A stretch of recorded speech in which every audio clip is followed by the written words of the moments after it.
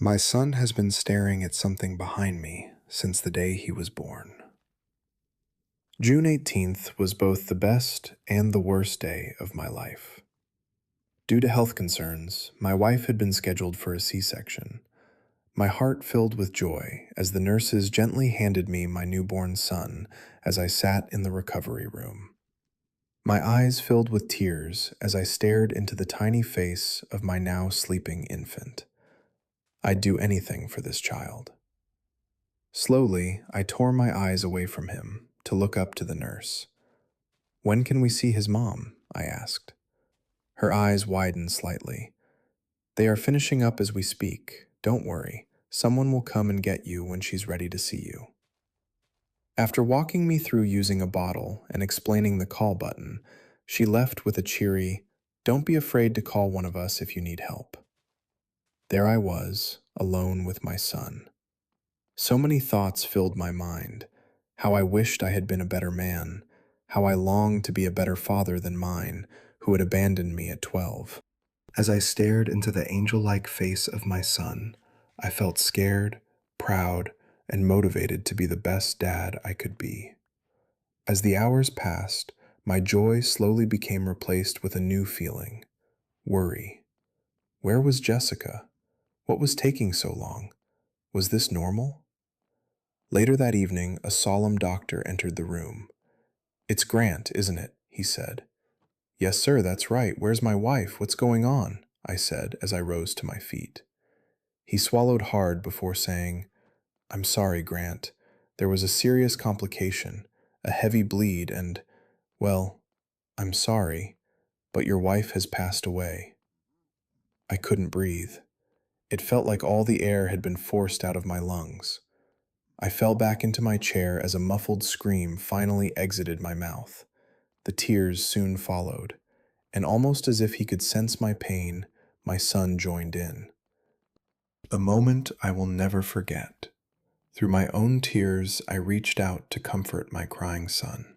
I cradled him in my arms, whispering to him that everything was going to be okay. All the while, my tears gently ran down my cheeks and dropped softly out his little head. Soon he calmed down. As he did, I held him out to look him in the face, and for the first time, his little eyes opened to see the world around him. He had his mother's eyes. I smiled, choking back more tears. "Hello, David." Jessica loved that name. It was her top choice. "I love you, son, and Mommy loves you too." I gazed into my son's perfect face. In a way, it was like staring at his mother. For a moment, hope and resolve filled my mind. My Jessica had given me a great gift. I loved David more fiercely than I'd ever loved anyone. I promised myself there and then to give David the world. I noticed then something that didn't bother me at the time. David's beautiful little eyes didn't look back into mine instead. They stared off into the empty space just above my left shoulder. That was 5 years ago. It hasn't been easy being a single dad. Several years ago, I got the courage to ask my boss if I could do the majority of my work from home. Really, all that's required to work in accounting nowadays is a laptop and a good Wi-Fi connection. My boss was gracious enough to agree when he heard of my situation. Years as a corporate accountant have allowed me to afford a small home in the suburbs that is more than enough room for the two of us. David has grown into a healthy and happy little boy. Next month, he will be 5. His light blonde hair and deep blue eyes remind me so much of his mother. His smile and laughter light up any room, and my life is altogether better because of my boy. Yet something strange has been happening lately. I suppose that's why I'm writing this. Maybe someone out there will know what's happening or what I should do. Ever since his first day of life, I've noticed David staring at something behind me. When he was an infant, they told me, "Don't worry about it. It takes time for baby's eyes to focus and identify faces from random objects." In no time, I should notice him doing it less and less. When the doctor said this, I was relieved. But the only thing is, that's not what happened. He never stopped. As a 1-year-old, he would look vaguely in my direction. But as I got closer, it was clear he was looking behind me, not at me. He would adjust when I talked to him. I'd say, "Hi, David." His eyes would shift from looking over my shoulder to looking into my eyes. "Hi, Dada," he would say with a smile. But as I lost his attention, his gaze would move behind me. He would just stare at nothing. Every now and again, he would smile at nothing, shake his head yes and yell, "Yeah," or shake his head no and yell, "No, no." This concerned me. As a first-time parent, I had no idea what was normal toddler behavior and what wasn't. I remember that at one point, out of pure uncertainty, I called my deadbeat mom. All her life, my mom was unable to turn away from the same vices that ruled her when I was a child.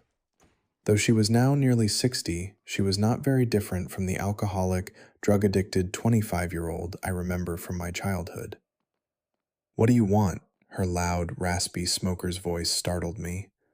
"Mom, it's me," I said back into my phone. "Oh, Grant, it's you, baby. What do you want?" came the reply. "I just wanted to ask you, is it normal for toddlers to stare off at nothing?" After a moment, she said, "How should I know? What do you think I am? Some sort of child psychologist? I'm sure whatever is eating at you is fine. Kids are kids. Who knows why the hell they do what they do? Look, Grant, I really have to go." With that, she hung up the phone. Putting down the phone, I muttered to myself, "Thanks a lot, Mom."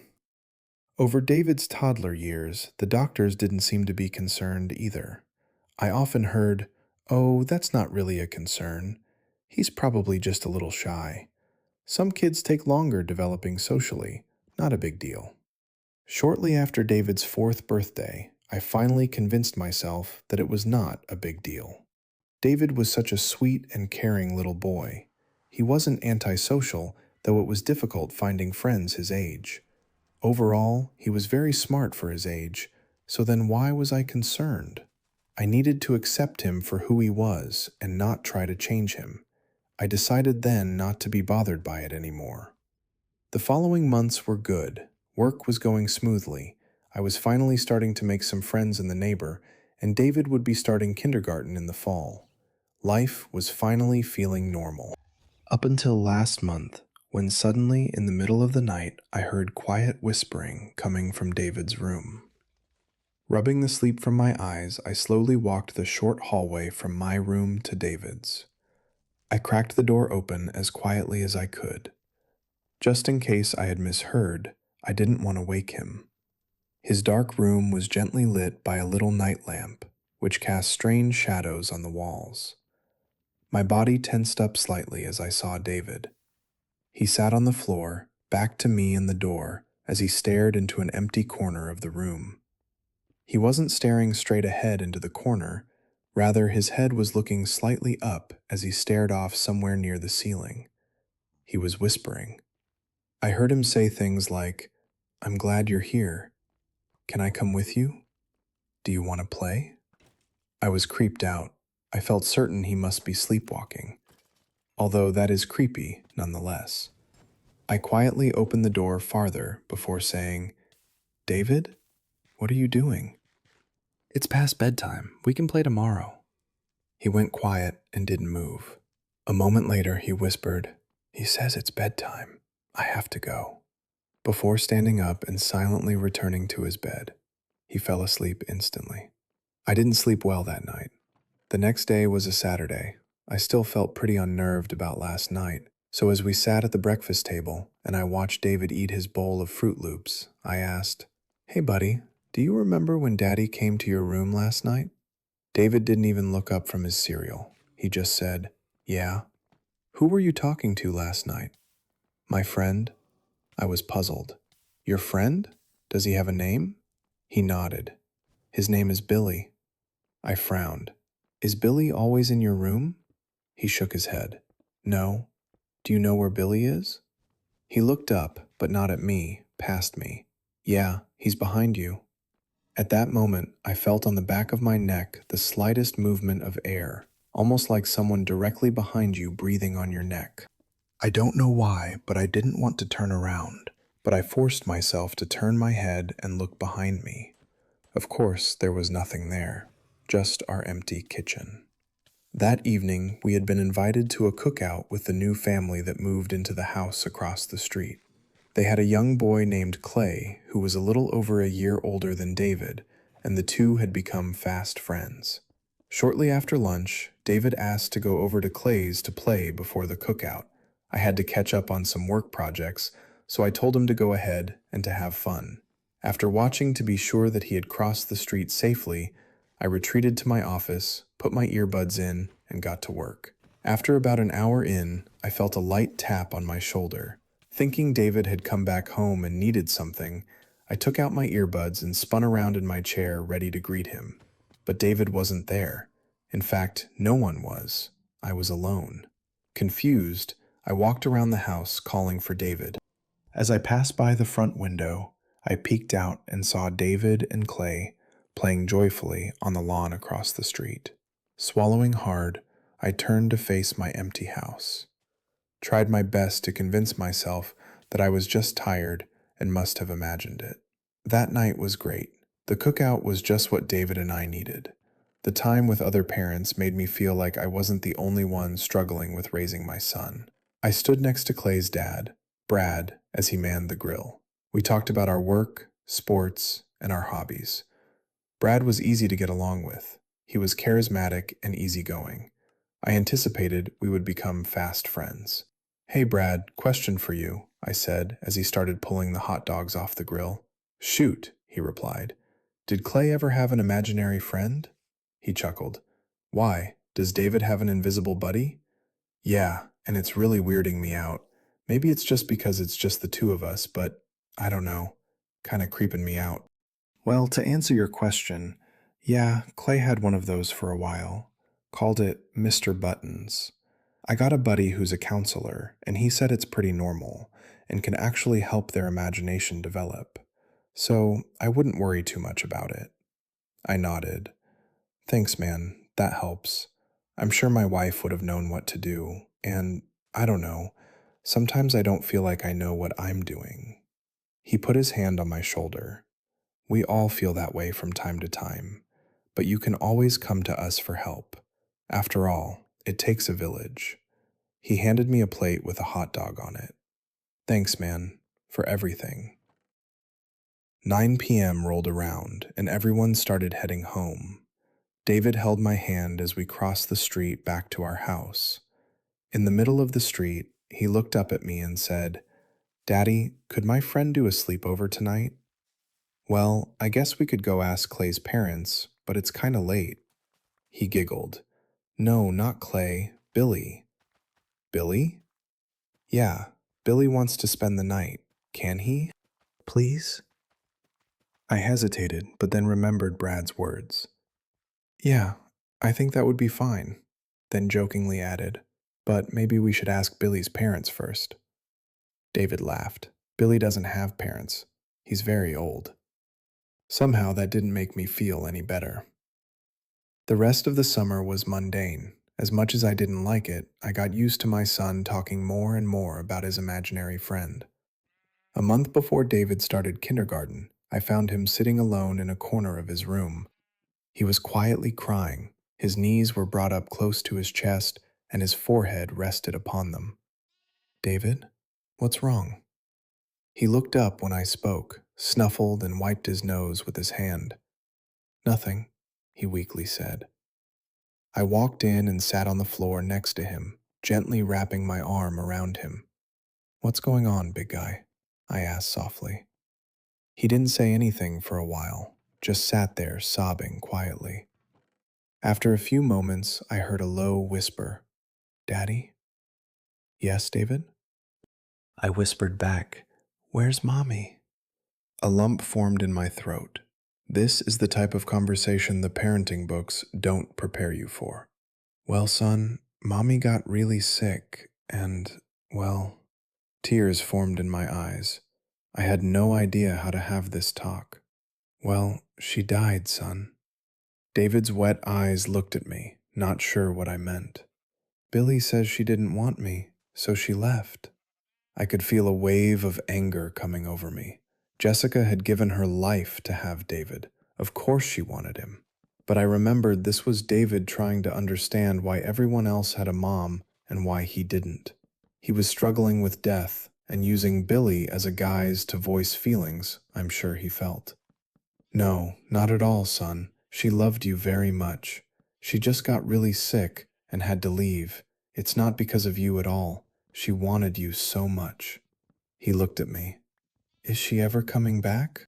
Holding back tears, I slowly shook my head and whispered, No, I'm afraid not. Billy says he saw her leave.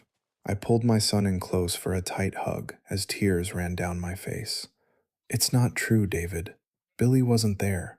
Mommy loved you very much, and so do I. He hugged me back. I love you too, Daddy. The last few weeks of summer, a change took place in my son. David had always been a shy kid, but he had become downright quiet.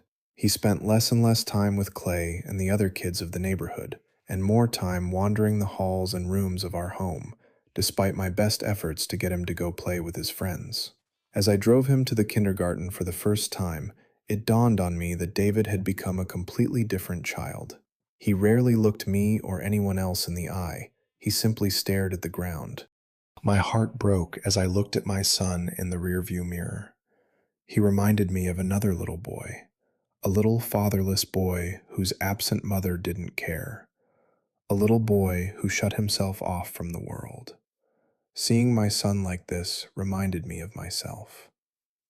Hey, buddy, you're going to have so much fun and meet so many new people today. And when you get home, how about you and I go to the park? He just stared out the window. Okay, he replied. After dropping him off and returning to my car, I sat there in the parking lot. I hoped beyond hope that David would forget about Billy as he met new friends at school. And for the first couple weeks, it seemed like that was the case. His mood lightened, he smiled more. I felt like I had gotten my little boy back. That is, until I got a phone call. Hello, this is Grant, I said into my phone. Hello, Grant. This is Miss Perkinson from your son's school. David is currently sitting in my office at the request of his teacher, Mrs. Williams. It seems he has been upsetting his fellow students. If you are available, could you please come and pick him up? I'll be right there, I said, barely masking my confusion. What was going on? David had never acted up in this way before. What was happening to my son? As I got into my car, I couldn't help but think of my wife. I miss you, Jess, I whispered aloud. David could really use his mom right now. As I entered the principal's office, I saw my son sitting silently in a chair, staring at the ground. Across the desk sat Ms. Perkinson, who was tenderly trying to encourage him to speak.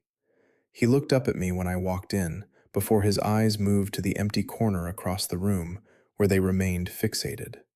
Ms. Perkinson stood and walked to me. In a whisper, she said, "Thank you for coming, Grant. David has been drawing some rather disturbing pictures." She handed me a folded piece of paper. He won't listen to his teacher. Normally he's such a good boy. This is very unusual. We're hoping some extra time with his dad will help. Thank you, Miss Perkinson. I'll take it from here. Turning to David, I said, Hey, buddy, we're going to spend the day together. How's that sound? He stood up, but his eyes didn't leave the corner until I reached for his hand. As we walked out of the school, I unfolded the paper Miss Perkinson handed me. On the paper was a crude drawing of 3 stick figures. It looked like it was drawn in anger. The crayon strokes looked like they were pushed hard and aggressively. 2 of the figures stood together holding hands. One was a little boy with a wide smile on his face. The other was an extremely tall figure, completely black. Its arms and legs were far longer than its torso. Further down on the paper, the third figure, lying horizontally on the page, its face was clearly sad, and red blots covered its body. I looked down at my son. David, did you draw this? He stared at the ground and shook his head no. Billy did.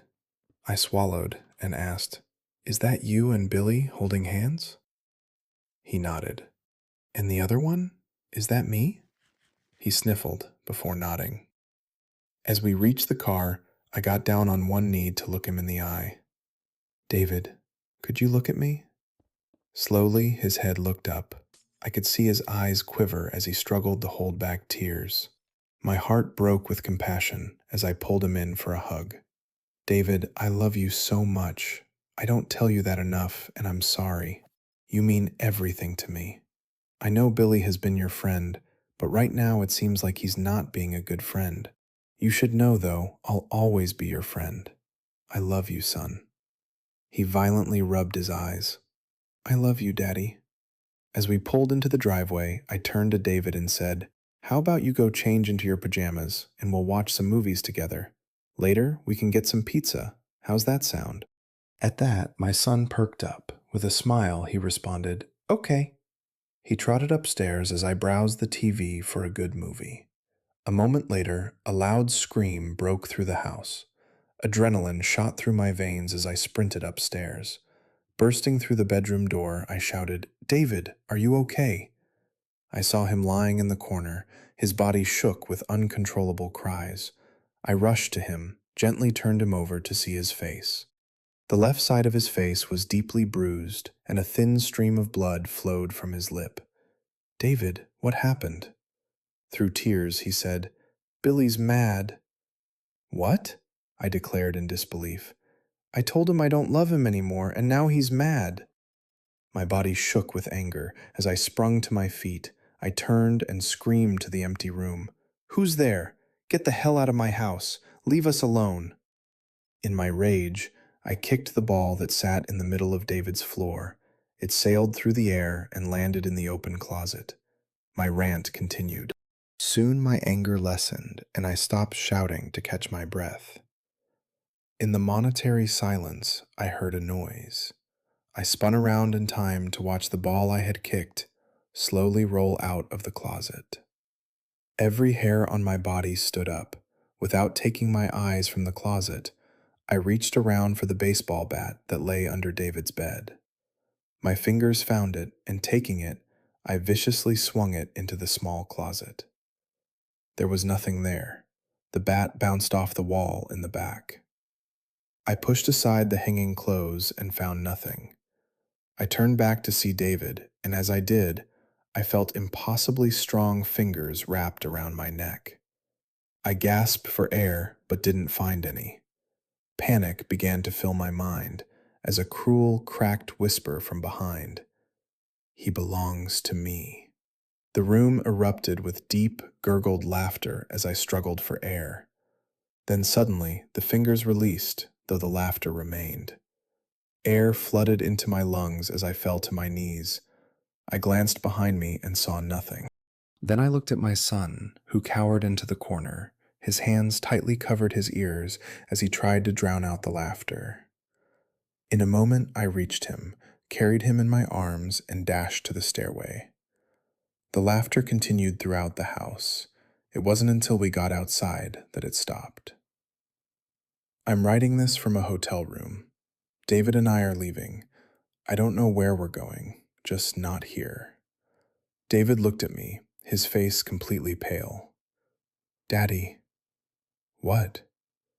He's here, he whimpered. A knot formed in my throat.